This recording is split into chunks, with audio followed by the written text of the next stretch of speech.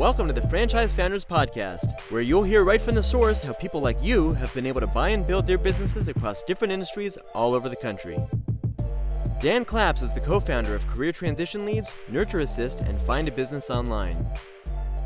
Christian Dadulak is a franchise consultant with Find a Business Online, and he heads up business development for Career Transition Leads and Nurture Assist.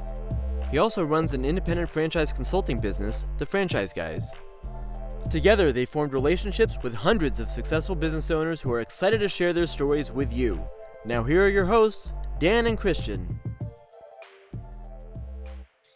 Hello and welcome to the Franchise Founders Podcast. On this episode, we'll be talking with Chris Pash, one of the founding partners at Ellie Mental Health Services. I'm Dan Claps, one of the founding partner at Find a Business Online. We're a franchise consulting firm with a pretty large team of franchise consultants helping clients every day explore franchise opportunities. And on here with us, we've got Christian Dadulak. How are you, Christian? I'm doing well, man. Excited to be here. Can you give us a quick background on yourself? Sure. So yeah, I'm a senior franchise consultant at Find a Business Online. So do the franchise consulting thing with you. I head up business development at Nurture Assist, which is social media lead generation for franchisors. And I also do have my own independent franchise consulting practice as well called the Franchise Guys. Nice. And without further ado, Chris, really excited for you to join us on our episode here. We've been doing a lot of great placements with our candidates that love your brand. You want to give a quick introduction? Yeah. Again, thanks for having me. Chris Pash, Ellie Mental Health. We're an outpatient mental health clinic based in Minneapolis, St. Paul. Just started doing this franchising thing like 4 months ago. I think the first thing we ever did after we filed the FTD was go directly to Florida with FCC. So that's how new we are in the space. But excited to be here, excited to talk about Ellie, and just thanks. Awesome. Yeah, I thought it was a pretty interesting story. I had the opportunity to come to your Discovery Day a couple weeks ago. And for anyone watching that is not familiar with what a Discovery Day is, it's the stage in the franchise discovery process where you get to fly out and meet the whole team of a corporate franchise. And I went because we had 3 really great candidates that were on the way to potentially purchasing an Ellie, and 3 more had gone the week prior. And I said, I got to go check out what they're doing there. This brand is exploding. But you had told us, a story about how you had looked into franchising and then, ended up pausing that. Could you give us a quick rerun of that? Yeah, happy to. So, Ellie started in 2015 by Aaron and Kyle, 2 master's level clinicians that wanted to go save the world at a county level, right? Wanted to go do social work at a county and just change the world through the county. I hated it, right? Like, they liked the work, but it was stagnant. There was a lot of red tape in the government system, a lot of bureaucracy, right? They had a really hard time. And being creative people, they didn't like it, right? So they left. So we're gonna do our own thing and create a great place to work. That's all I care about. Want to see clients, make money, and have fun. So I started Ellie. We leased an office in St. Paul. It's 3 offices. And I started seeing clients. And this industry is very much referral based, right? And word of mouth. So as I started to see clients, I started to have some success with those folks. I started to get more referrals. They brought someone, Faye, as our 3rd employee with them when they started. And as they started to see clients, Faye started talking about the experience he was having at Ellie and started to get more employees, right? So we got this mashup of clients and employees having a great experience, and the brand kind of took off, right? So we went from 3 offices in St. Paul to 6 months later, knocking on the wall and adding 6 more offices. And you fast forward to today, we have 16 locations now, corporate-owned locations, and over 300 employees, right? And so when it started, there was never really a belief that we would be here, right? Like the concept is tough. We kind of have imposter syndrome sometimes. We talk about the success we're having or what we're doing. But as it started to grow in 2017, I reached out to a friend of mine who works in the space, Trent Alberson, and said, hey man, I think we got something. Like this might be an option. Can we think about franchising this concept? He's like, oh, you got to talk to Nick Sheehan, right? Like Nick's the man. You got to talk to Nick and help you get all set up. So I talked to Nick, met with Nick when he was at a previous company. I went down the process of franchising, right? Worked on the FDD, started work on the development, all those things. And then something happened in 2018 where we just paused, right? Just something in the world happened. We say, we're going to take a break from this. We felt really good what we had, but we don't think, looking back, we sure was how we're operationally sound, but we just need to take a step back and kind of say, like, let's let's really try to understand what makes Ellie special and see if we can document it, right? Because culture is really, really strong, right, at Ellie. But you can't franchise culture necessarily, right? So we spent a lot of time over the next 3 years really working hard on documenting the things that made Ellie special. It was the pay model or the brand, like that physical brand, like I'm wearing Ellie gear, right? Just the way we did things. If we could start to document it, to be operationally documented, so we'd say, hey, if you have an Ellie, you can bring your own personal flair to it, your own story about mental health. And here's the operational things that make Ellie Ellie, and you can go do it, right? So spent 2 or 3 years doing that. And then we kind of thought we were going to just do it on our own, right? Like we had started working on operations, like, oh, we could do this, like operations pretty sound, got a pretty big team. Let's just grow Ellie on our own. We can go national as a corporation and just do it. And we started doing some of that work. And Aaron really quickly decided that's not Ellie, right? Like we are passionate about Ellie because we're passionate about the community, right? We live where we work. We're down the street from the office, right? And no one knows more about our community than us. And no one knows more about the community than our clinic directors and their community. And so it would be antithetical or value to say, hey, I know much more about Austin, Texas than someone that lives in Austin or is passionate about the community in Austin, right? So it very quickly became like, that's not who we are, right? As a business. So we thought we'd go back down the franchising path to give people that were passionate about their community mental health in their spot an opportunity to be able to do that. So I called Nick again, hey man, like, hey Nick, we're all set. Like, I think we're committed to this now. He was like, awesome. Like I'm with Repum Group now. Me and Rob Kim, Bruce and Jason Ryan started this thing. Like, let's do it. That was in, I think, December of last year. And then spent a bunch of time doing FDD and filed in June, and here we are. Timing is incredible. It really is, right? I mean, there was some things happen for a reason, right? And the thing that stopped us originally wasn't necessarily us per se, but it allowed us to slow down and take a look at ourselves in the mirror. And I really believe if we would have just gone forward through that, we'd be in a much different spot, right? Like we'd be okay, but we're not nearly as operationally sound as we are. The model's not nearly as built out as it is now. It would have been a much different Ellie experience than it is today. It's interesting because it sounds like you've gone, I mean, it's a typical path of the entrepreneur, right? I think a lot of people, especially when they're first getting into business, maybe they think, yeah, it's just going to be a straight line, point A to point B, no roadblocks, no obstacles are going to show up. It's all going to be roses and daisies and it's going to be simple. But it sounds like your path was filled with twists and turns and detours and all sorts of different things. And ultimately it worked out. But as you were going through all those different stages, I mean, what was going through your head and what were you really thinking about as you were going through the different twists and turns of that initial journey into franchising? I think we go through what any business owner goes through, right? There's a lot of stress and anxiety about the ability to deliver on the promise we made to people, right? I mean, we have a relatively large employee group now, right? And so there's a lot of pressure as the owner to like be able to provide that experience and provide that income, that stability. We also feel a social responsibility, right, in the space. So mental health across the country, if you were to take a look and try to find an appointment, you're probably like 4 weeks away from being able to get in, right? There is definitely an access gap. And then we believe there's also in some pockets a quality gap, right? So we felt the responsibility to try to bring this concept of access to quality mental health care to the masses, right? And so every time we got frustrated or tried to get bogged down or thought it was too hard, we kind of just recentered on our belief, right? Build a gap of access to quality mental health care. And then those things start to figure themselves out, right? So a lot of stress and anxiety, but also a lot of fun moments, right? Like there's some moments across the last 6 years, you're like, holy shit, like let's slow down for a minute and kind of enjoy that. So it's been a fun ride for sure. That's tough sometimes, right? As you're growing at such a rapid pace and providing the service at scale, you forget to take a moment to take stock in that accomplishment. I know for us as we grow, I find that we're spending all the time focused on there's always problems, right? And our job is to solve them. But you're right. You got to take a moment and look back and, that's incredible what you guys have built over 6 years.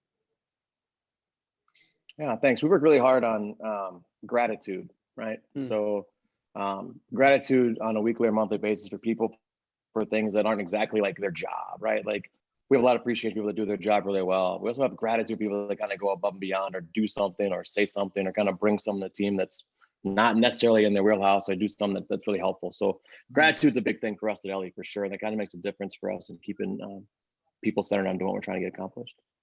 Yeah. That's interesting. So what I'd like to ask then is, with gratitude, is that something that, do you hire people that are naturally grateful, or is that something that you feel like you can teach and inculcate in your company culture? Do you know what I mean? Yeah. I mean, I think the clinicians you hire are naturally grateful and a little more self-aware just based on their education, their passion, et cetera.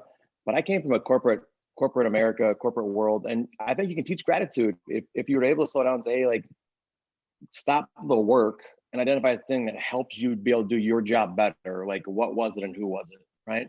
And it just starts really simply, right? Like, hey, Dan helped me do this thing that I wouldn't have got done on time without his help. When it starts to evolve, and if you pay attention to these stories as they go, it goes from something simple like Dan helped me with this project to like a much deeper involved story that helps people on a different level than work, right? Something personal or cultural or like grander scale than just a work task.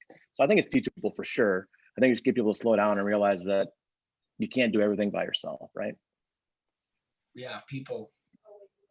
I think it's so smart that you guys, so you looked into franchising, you put the kind of the brakes in 2018 on it, and went back and said, let's organize ourselves as a corporation, and with the intentions of potentially expanding across the nation. And so you had to put all those procedures in place, which I know is not fun at all. And it's a time consuming, and you're not really, there's no immediate gratification, right, when you're doing that. So you guys structured your business to be run as a corporation, which is, in my opinion, harder to do than franchising, right? So you had that set up, and now you're giving people a playbook to what you had created for the corporate structure. So you got all your systems really well put together then. Yeah, we worked really hard. EHR process, payroll process, compensation, do a lot of things, I think different. We work really hard on employee experience, right? Like, we really believe in this world, these therapists, these clinicians do really heavy work, right? And really great work. And they have to be in a place where they can enjoy life and have a boundary and be centered to be able to deliver great service, right? So we focus really a lot on the clinician experience, knowing that outcome in turn provides a great client experience, right? So we do a couple of things really differently at Ellie than other places. The healthcare system is really divided into two things, right? There's like the private practice world where it's individual people go out and do their thing entrepreneurially. And then there's large health system, right? And there's benefits of both for all kinds of people. You can do either thing really well. But at Ellie is try to find the balance of those things, take the best of both things and try to solve the worst part of those things, right? Mm-hmm. So for example, as a private practitioner, if you had your own practice, you control your schedule, you control the kind of clients you see, you have a lot of flexibility in your schedule, a lot of autonomy, right? Really, four really cool things. However, you have to find your own clients. You have to negotiate insurance contracts. You have to do all the billing. You have to follow up on all the claims that happen if they get denied or whatever. So a lot of operational stuff. It gets to be really difficult. If you talk to someone who's in private practice, they might say, I spend a 1-to-1 hour of client work to an hour in admin work, right? Which is a lot, right? And maybe it's a little bit less, but it's still a significant amount of time. And you take this other system, this health system wise, you get a salary, fixed income, right? Your schedule's full. You don't have to do any research, you don't have to find anybody. You just have a schedule. The challenge with that is you have no controls on your schedule, right? You just get 34, 36 clients on your schedule a week, and you don't necessarily know from day to day what that's going to look like, right? And you have people that specialize, go to school, do special things, and they might get pigeonholed or get cast as someone that only does X, Y, or Z thing, right? So if I have a death and dying specialty or certificate, I might get a lot of death and dying clients. That feels like really, really heavy work. And if I do that 32 hours a week, plus my paperwork makes it close to 40, that's a really tough week for me, right? So the benefit was the salary, the fixed wage, and then the kind of challenge was the schedule. So at Ellie, we kind of do both, right? We find clients, we schedule the first client, right? We give you a mix of base pay and commission. So when you get reimbursed from insurance, you get some percentage of that. So there's uncapped income like over here. And we allow the clinician to set their schedule. We have something called the Ellie Match tool, which is really designed to give our clinicians the right kind of clients that they want to see, right? So they go in and they put in all these preferences. I'm this kind of license. I see this kind of person. I do this. I have these kind of openings, etc. When a client calls into Ellie, our client access team asks a bunch of questions, right? And tries to get it narrowed down. And then based on what the client says, we go in the Ellie Match tool and find a clinician. So, hey, Dan, you said these three things. Christian's the right person for you. He's got an appointment 2:00 on Tuesday. Let's get him scheduled, right? And so what that does is allow the client who reached out for help to get scheduled the first time they call, as opposed to leaving a message or sending an email. And it gives the clinician the ability to kind of control their schedule. So if I'm that death and dying person and I have 6 or 7 or 8 of those, I might go into the Ellie Match tool and say, you know what, I want something different. No more of that. That's full. I want some teenagers or some kids or something else, right? And then I can fill my schedule with that stuff, right? So I'm not doing all this one thing and getting burnt out, and I can kind of control that schedule. So some things we do much differently from both ends of the spectrum, I think makes a different experience for our employees, which then in turn provides, I think, a great experience for our clients. Yeah, it's almost like the Chick-fil-A model, right? I mean, they say, you know, if we at the corporate office and our management, if we take care of our employees, they're going to then go out there and take care of the customer. And it sounds like you almost have two clients. It sounds like obviously the clients themselves, people that are coming in there to get help, but also the clinicians that you're employing. I mean, it's a pretty compelling offer. And so I guess my question would be, you know, who's your big competition? Who else is out there doing this? Because from my knowledge and from Dan's point of view, I mean, we don't really see this in franchising. So who is your competition? Is that like the solo practitioners, or and what is like your key differentiator? Because we know that Ellie has a very strong key differentiator, but if you could expand on that, that'd be helpful. Yeah, I mean, competition exists in a lot of ways. It's that solo practitioner that maybe brings the people on and can do some things differently. It's that healthcare system. There's no other real anyone franchising like this model is now. There was one company that was doing it, but they were a pure conversion model, right? Converting clinics into their brand without a lot of pizzazz, right? Like Ellie is really based on a brand, right? Like I see a therapist, right? And I know her name, but I don't know where she works, right? I couldn't tell you the name of her business, right? People know they go to Ellie. I'm going to Ellie. I see someone at Ellie, right? We have branded clothes. People wear shirts with logos and sayings or whatever. You go in our office, it looks like intentionally nice to make sure we kind of destigmatize the concept of mental health, and you don't have that kind of old school model where you have like a leather couch and like a drop sin with a stain on it, like a buzzing fluorescent light, right? Just kind of like that, kind of that stigma used to exist around therapy. So we have local competition, health systems, private practices. But for us, the differentiator really is the freedom, flexibility, and the pay model, right? Like there really is the ability to give someone a fixed income with the ability to give them uncapped earning potential, right? So that helps us to attract people. We also offer CEUs, or continuing education credits. So in this field, they're all master's level clinicians, right? So they're highly educated people who have to continue like recertifying or getting credits every year. And so we provide an entire course library to our clinicians to be able to get their stuff done in one place, right? And we have a whole bunch of stuff we've recorded. We got a bunch of guests, but we allow people to kind of do things to learn something new in their industry at Ellie, right? So don't have to go out and find it, don't have to go do it. They can just do it through us. So we have access to that, and then we have access to supervision. So part of their licensure requirement is to have a supervisor. So we have a supervision program that allows them to get some of that work done at Ellie, right? So the roadblocks of going to find stuff is really big in this industry, and we've kind of taken that out. I brought it all in house and given the ability to get their supervision, their CEUs, and a flexible pay model for sure is definitely something that's powerful. Yeah, it's interesting. I mean, you're providing them with the best of both worlds, and they're getting the consistency. I know I've said to clients that have asked me any questions about, you know, the therapist component. So there's some people will say, well, what if they leave? And I've always, and you could maybe answer this better than what I say, but I've always thought is, well, then they leave, right? They have the freedom to leave whenever they want. It's their choice, of course. But Ellie's doing such an incredible job at providing so much value that the retention is so significant. I know for me, I got into the franchise consulting industry, and the firm I started with, you know, they were great, but you know, they didn't provide me with leads. Leads was what I needed. I felt like that was the bloodline of what we did, and the value wasn't there, right? And so you guys are doing all the value, and it sounds like what I've learned about you is you're consistently making improvements too, right? You're making things better and better. But yeah, how would you answer that? If someone says, therapists can leave, is that a challenge you struggle with at all?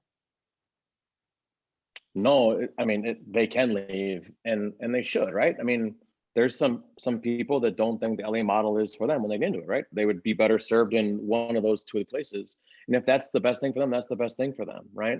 But we think that the things we provide a really great experience, right? So our retention is really low, like it's less than 15% turnover. So we keep people for a long time. We've got a lot of people that are 5 years, right? Like employed with us for 5 years and longer. But if they leave, they leave, right? And we're not worried about them taking their clients, right? If the client has a great relationship with their clinician, we want them to get help. Right? There's no non-compete in this industry. If you leave and your clients want to go with you, they should, right? Like we are not a non-compete, super competitive. Like I believe this industry is very much relationship based. And if someone were to go someplace else, we would have a great relationship, we'd have a referral. Now we know we could refer someone to that person, we know their quality, right? They were at Ellie, so we feel good about their skills. So we can refer people to them. They would then refer people to us because they know we're talented, right? So it's a really nice, like homogenous relationship that exists in this industry. That's not cutthroat or like anger or resentment for people leaving. Like we want people to be happy. Then I had one other question. I had said at the beginning of the call, like I think it's one of the most semi-absentee models because you can't be in the facility doing the day-to-day work. Yeah. I think of small business, I think of, turnover and employees, and having high level employees like yours, master's degrees or, licenses and clinical director. Can you explain that? So like the owner, like our clients are executives, they want to get into business ownership. What is like the day-to-day of an Ellie owner? Boy, I think that depends on a couple of things. One, there's always the business component, right? So as a non-clinical medical person, they can have zero control over clinical outcomes or influence clinical decisions, right? That is very separate. That's for their clinic director or site leader to manage all that stuff, right? But they can do some of the fun stuff, right? Like if you came from corporate America, that's your thing. Like business acumen and financial things are things that we get excited about, right? There's just things that are exciting, right? So you have to be involved with that, and they can teach the clinic director, that leader, all those things, right? So there's an opportunity to teach and educate someone that's not in the business to do that stuff. And then they're really a brand evangelist, right? Like we really want people to be out in their community talking about Ellie or talking about mental health or both, right? So there's not a ton of day-to-day work. It's a lot of evangelism, right? Getting out there and talking about it, trying to reduce the stigma around mental health, and then run the business, right? I mean, it still is a business, right? It is definitely a for-profit business. The thing I've said before though is that if this is a passive income opportunity for you, and that's what all you care about is the net, then I don't want you, right? Like we don't want people that aren't interested in actual mental health, right? Our discovery days have gotten bigger. But we always ask people like what their story or connection is, right? So we've always been able to talk in these phone calls, or these Zoom calls, or in person or at dinner the night before. Like, what's your story, your connection to mental health? And every single person that we have granted a franchise to has a connection or a story. Yeah, right? It's not about money. Yeah, it is at some point it is, but it's not about that. It's someone that believes that I've spent a career making money or earning money, and I'll put that money and I want to do good. And if I do good with that money, then I will make money, right? And those are the people we found to be the best candidates for Ellie, right? Erin is very clear on what she's looking for and what she wants, and we all agree that someone that's in it for the net at the bottom line is not someone we want. Yeah, you got to have the heart, right? Someone that's just all about the numbers. There is a certain degree where hard power does make sense. Something that's so cold, you can't be that cold in a business that requires a degree of warmth. So I think that having the right kind of candidate's important, and figuring out and learning whether you're the right fit for the brand, and then also it's nice to know what the brand thinks is the right fit as well. So people that are have some kind of connection to mental health. I know we are also brushing up against our time here, but I did want to ask, what do you think it takes to be successful as a franchisee within Ellie? What are the key qualities that you think will lead to you being a top performer in your model? Man, that's tough because we have zero open, right? I mean, so we're starting. So we don't have any any experience or any like real data, but that there's a passion for me that's really important, right? A passion for the industry that we're in. Gives people some success. We've actually had a lot of veterans become franchisee, which has been very cool. So there's a connection to that. I think 3 of our maybe 4 of our franchisee are veterans, which has been a very cool experience for us. But then people that are driven, right? Like there's people that, maybe hard to put a word on this, but we're new, right? So there's not a like guaranteed playbook. Here's all the boxes that are built out, right? So for someone that is entrepreneurial or not risk adverse or can really help us like build this thing while we go, has been really exciting, right? When I talk to candidates and say, hey, I'm interested in this for these reasons, and oh, by the way, you're not built out, which I think is really cool, right? Yeah. And we think that's cool too, right? Like Right. we're not the smartest people in the room. Like I totally know people are smarter than me in a lot of different ways, right? And even our candidates today, not in our franchise, our candidates have influenced decisions or things we've talked about already with Ellie because we know that we don't know it, right? So people that are willing to give us feedback and insight that know we're building this thing as we go, those are great candidates, right? So I don't know how you define that word, but passionate people that are driven and have that, not worried about it being totally built. You can define that word however you want, but those are kind of the 3 things that I think make people successful for sure. Yeah. I just wanted to say real quick, I think that's awesome because one big misconception within franchising is a lot of people, they think super corporate-y and, our way or the highway, you got to follow our system to a T. And it's like a dictatorship model where you have to listen to us no matter what. But there are franchises out there like Ellie that they are willing to accept feedback from the franchisees, which I think is really, really special, especially in those early stages. Right. Yeah, thanks. Well, awesome. Well, thank you for the time, Chris. We have a lot of clients that are watching this that are, early in the stages. If you're working with one of our consultants, definitely, ask about Ellie. They can teach you more. Or if you're not working with us, reach out. Our website is www.findabusinessonline.com, which we'll also put up on the screen. Yeah, and people can go check out LAmentalHealth.com. Just brand new site. So it's got a link to a video. You can take a tour of a clinic. You can kind of meet the team and take a look at it. There's a link to franchising on there as well. And I'd be remiss if I didn't mention Rep'em Group, who's been our development group, and they've been amazing. So Rob, Nick, Jason, the team. We have Jen, Rachel, and Kelly help us on the sales side. They're amazing. So their info is on the site too. They've just been amazing partners. So LAmentalHealth.com, check it out. Yeah, they're great. Yeah, thank you. Thanks, Chris.